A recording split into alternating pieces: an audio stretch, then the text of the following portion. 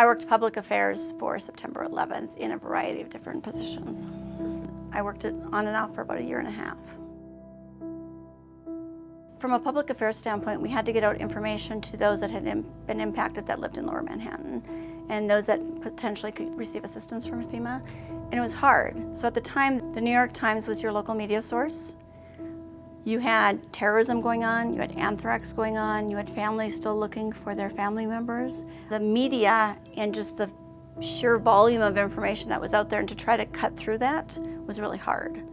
So at different phases of the disaster, we did easy things like the 800 number for the registration to get help on the NASDAQ. When we were working later on, I designed a poster that went into about 3/4 of the subway cars. We worked with the New York Transit Authority and got those in the subway cars across the city to get the information out. In those ways, we had to really think outside of traditional media.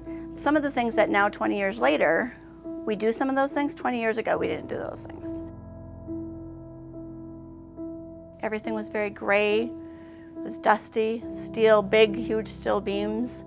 And I remember walking through and thinking that you should see desks and chairs because of all of the office spaces. And there was none of that. And as we were walking the one day, I looked down and I saw a red high heel shoe.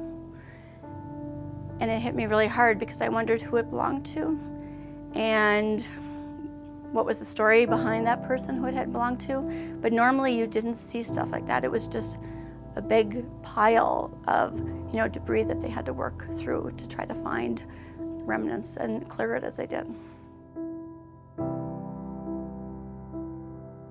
So I think a couple things that come to mind for the impact of the agency. Obviously, we used to pay more attention to natural disasters. We look at all hazards now, and that's a natural thing that across the whole agency we plan for, we work. DHS came to be. So prior to that, we were an independent small agency, and FEMA has grown dramatically in the last few years given the scope and the things that we continue to tackle. DHS came into being and FEMA went underneath it as part of DHS.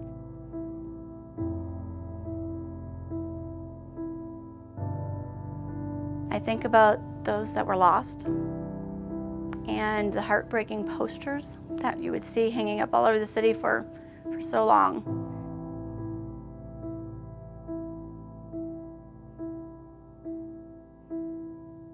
There were people on the streets holding up thank you signs to the workers that were out there.